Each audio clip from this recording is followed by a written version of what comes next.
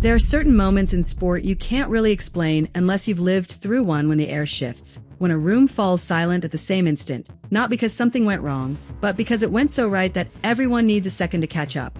That moment landed on a Tuesday morning in June 2026. A phone lit up, a girl read a number, and the tears came instantly. What followed over the next 6 days became one of the most remarkable storylines tennis has produced, not because of who won, but because of who showed up and why. To understand it, you have to go back 6 months, to a side court in Melbourne, where a scheduler made a call they probably still regret, and without realizing it, lit fuse that ran through the whole sport. Court 6 at the Australian Open seats roughly 1,500 people, a modest court used for early rounds, where you'd expect half-empty stands and enough quiet to hear the strings on contact. That was the expectation. Reality looked nothing like it. The queue outside Court 6 that morning stretched hundreds of yards through Melbourne Park. Fans who'd arrived 2 hours early still couldn't get through the gates. Security began turning people away, people who'd stood in the January heat for over an hour to watch a first-round match between two players ranked outside the top 30. The fans who never made it and didn't leave. They pressed against the fencing and cheered from outside. And when Alex won a point, that noise from beyond the court outweighed the noise from within it.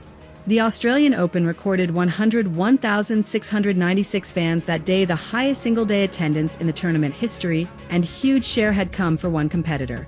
A 21-year-old from Quezon City, whose name much of the tennis world was still learning to pronounce. Britain's Billie Jean King Cup captain was watching from the stands, and afterward told BBC Radio 5 Live she was stunned by the length of the queues, half joking that someone needed to ask who'd handled the scheduling. The line spread fast, capturing the exact moment tennis officials realized they'd badly underestimated something, not Alex's talent, but her pull. This part is often skipped. Melbourne is home to roughly 60,000 Filipinos, people who crossed an ocean and built new lives in a foreign city, yet still call it home. That morning, a huge number of them had, with no coordination and no marketing push, simply decided to be there. Because she was playing. Because she was one of their own. That's where the scale of the Filipino diaspora starts to register. Roughly 13 million Filipinos live abroad, nurses on night shifts in Birmingham, engineers in Melbourne, seafarers timing shore leave around match schedules, domestic workers in Dubai catching streams on breaks, students in Edinburgh saving for tickets since January. For many, one of the sharper pains of living far from home is the absence of something that feels like there's something that says, "We see you, you matter here too." Then Alex started winning, and the dam broke. Nurses in London were messaging engineers in Melbourne at midnight over a second-set tiebreak. Watch parties that began with 5 people grew to 50. Dormant group chats lit up on every match day. None of it manufactured, just recognition, the kind that skips logic entirely. Alex put it simply, in her understated way. Filipinos carry a strong sense of community, and when one of them succeeds, that pride is shared by all. Sit with that one of us, all of us. That's not a soundbite. That's a diaspora hearing its own inner voice echoed back by a 21-year-old on a tennis court. The sport itself, built on spreadsheets and demographics, had no category for it. It kept repeating, tournament after tournament. At Indian Wells, hundreds of fans in Eala fan club shirts queued for hours just to watch a practice session, not even a match. In Dubai, officials openly acknowledged building real loyalty within an enormous fan community. Rome told the same story under a different flag. Every time, organizers planned for partial crowds. Alex landed on an outer court, and there was suddenly nowhere to put everyone who came.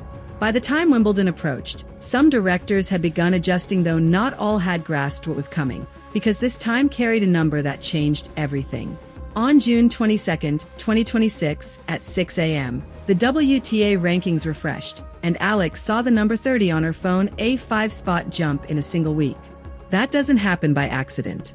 In Berlin, at the WTA 500 event, she'd beaten world number 2, Elena Rybakina, in the semi-finals, then world number 8, Alina Svitolina.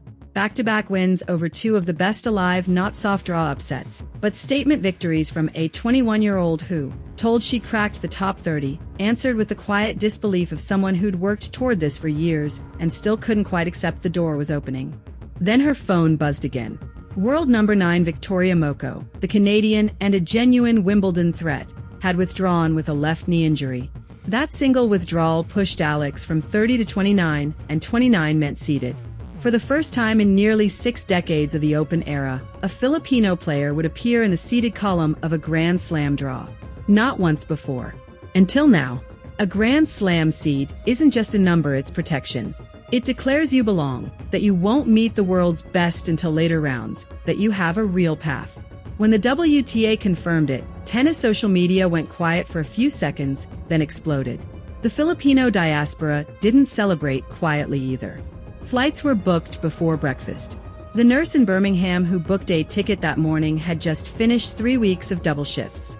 The caregiver in Rome rearranged a holiday she hadn't taken in 2 years.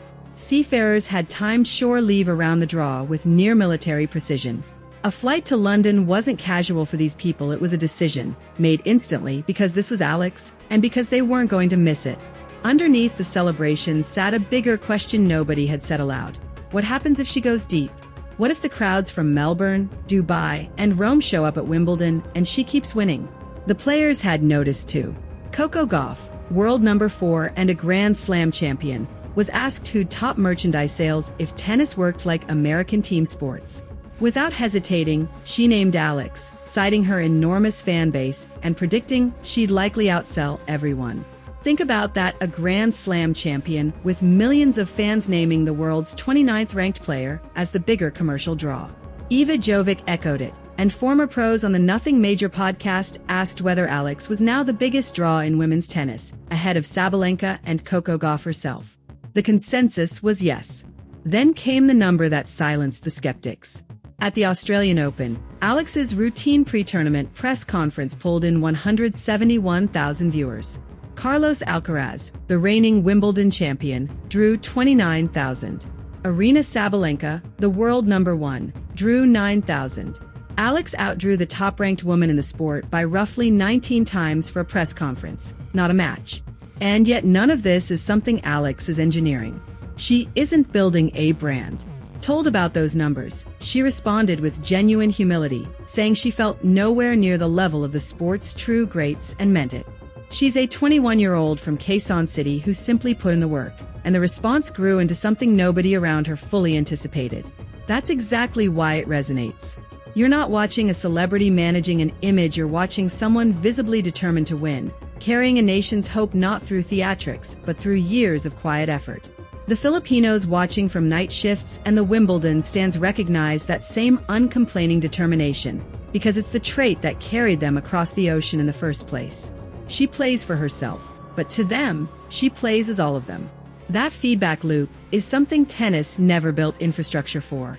She plays better with them. The noise in Melbourne carried her through tight moments. The flags at Indian Wells reminded her why she was fighting. The crowds in Rome made her feel, in her own words, unstoppable. That energy feeds her game. The wins climb the rankings, and more Filipinos cross oceans to watch it happen. No algorithm predicted this. No draw committee planned for it.